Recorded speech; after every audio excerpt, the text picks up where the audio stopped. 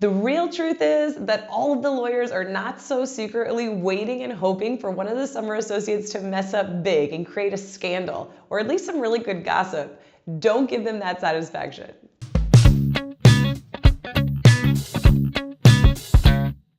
Hey guys, welcome back to Associate Tribe. I'm Angela Vorpal. If you're new to the channel, I make videos on topics related to law schools, law firms, and being a lawyer in general. So be sure to subscribe and tap that notification bell to be notified of new videos coming out every Tuesday.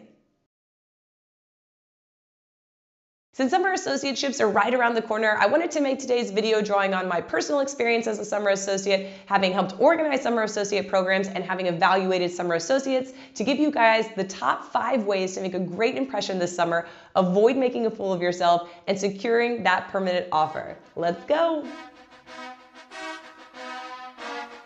Number 1, don't stand out in a bad way. This is by far the most obvious, the most entertaining for lawyers, and the easiest way to get yourself no offered at the end of the summer. So let's quickly run through things to do and things to avoid. First, the way you dress.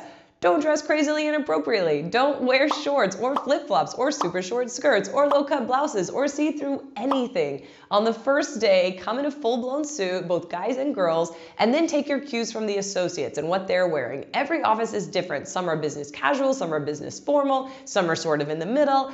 And so watch what the other associates are wearing. And when in doubt, always go a little bit more formal. No one ever got in trouble for doing that. And this is especially true for women because it's difficult for us to sometimes hit that line between business casual and business formal, so when in doubt, just throw a suit jacket over it. Another tip, if your office is not business formal, which many of them aren't, go ahead and keep a suit and a pair of heels for the girls in your office. That way you're prepared if a supervising attorney comes by and surprises you with a client meeting or a courthouse visit or some other fancy outing, you'll be ready to go. Second, the comments you make. Always watch what you say. Never say anything remotely racist, sexist, homophobic, or otherwise offensive. Even if you think it's hilarious, even if you're just meaning to tease someone, don't even go there. It's not worth it. You never know where someone else's sensitivity lines are, and you're in a work environment, so always err on being decent and polite. Third, how much you drink. And on this one, all I can say is be careful and be smart. There's going to be alcohol at basically every single summer associate event, and you should feel free to join in drinking in a social way, unless of course you're not a drinker, in which case don't feel obligated to join in. But if you are gonna drink, just do it in a smart way. If you have a big project that's due the next day that you know you have to go back and work on, don't drink for that event. If you're surrounded by partners at an event, maybe nurse one drink really slowly all night. If you're around just other associates, still never get to the point where you're not completely in control of what you're saying and what you're doing. Drinking is by far what gets most associates in the most trouble most often. Fourth, anything sexual. And I know this should go without saying, but especially since we're in the midst of the Me Too movement, nothing is going to be laughed off or ignored anymore. Be extra careful and be extra vigilant. Don't do or say anything that could come across as a sexual comment, joke, advance, or innuendo.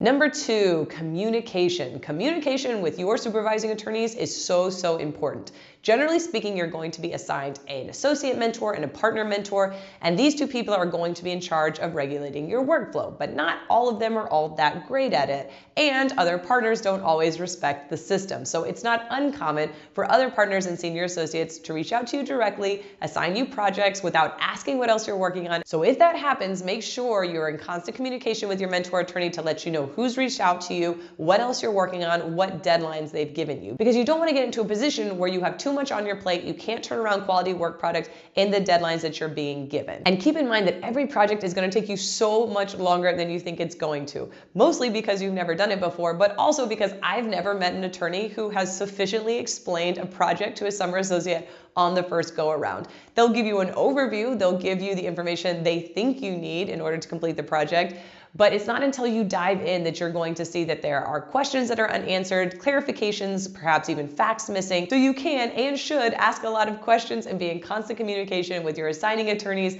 and your supervising and mentoring attorneys. Number 3, be an engaging personality. This is arguably the most important part of the summer, even more so than the work product you turn in. It's true that lawyers need to be able to be professional with their clients, but it's also true that you should be able to relax and chat with your colleagues, and lawyers are going to be looking for this and evaluating you on it. So take an interest in the lawyers, get to know them, chat them up. Everybody hates small talk, the lawyers do too, but it's an important part of the process, it's a necessary evil, and if you make them feel comfortable and pleasant, it is going to reflect so well on you. One quick note with respect to summer associate events. If you're in one of those summer programs that has a million different events, don't feel like you necessarily have to go to all of them, especially if you have a work project due or a prior personal commitment. That being said, do try to go to as many as you possibly can. I would say upwards to 80 to 90%, because that's going to be the best way that you can show that you're interested and excited about the firm, and the best way for other attorneys to get to know you. And never ever flat out turn down a lunch or dinner invitation from one of the attorneys. If you really can't make it, always offer to reschedule for later that week or early next week. Okay, so we're more than halfway through the video, and if you guys are still with me, you're definitely committed to doing a great job in your summer position. So let me know what kind of summer position you're heading into. I know this video is more tailored to law firm summer associate positions, but the same advice can be applied to non-governmental organizations, government agencies, and even non-legal business positions. So let me know in the comments below what type of summer jobs you guys are heading into. Number 4, never act too good for the job, because heads up, all of the associates and partners who work there are hardworking, high-achieving lawyers who chose to work at that firm and will not take lightly to a pretentious law student who thinks he or she is above the job. Always be appreciative of the opportunity and the attorney's time and act like you're excited to be there. Don't complain about the work projects or the restaurants you're taken to, or talk about how much more awesome your other summer job was.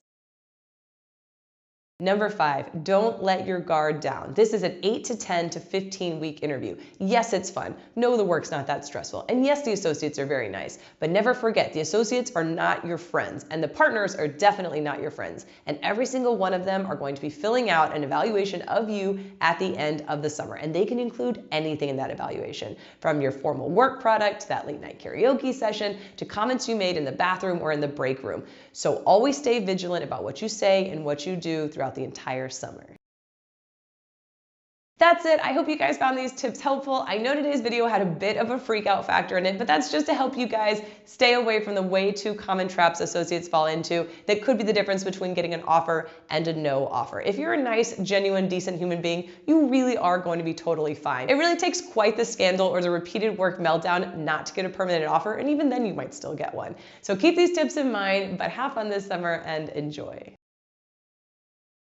If you guys like this video, be sure to give it a big thumbs up, comment tribe on in the comment section below, and share it with someone you think would benefit from it. If you have any questions about being a summer associate, about the job offer process, or about being a lawyer in general, be sure to ask them in the comments below, direct message me on Facebook or Instagram, or email me. And of course, hit subscribe to see new videos every Tuesday. That's it for this one. I'll see you guys in the next one.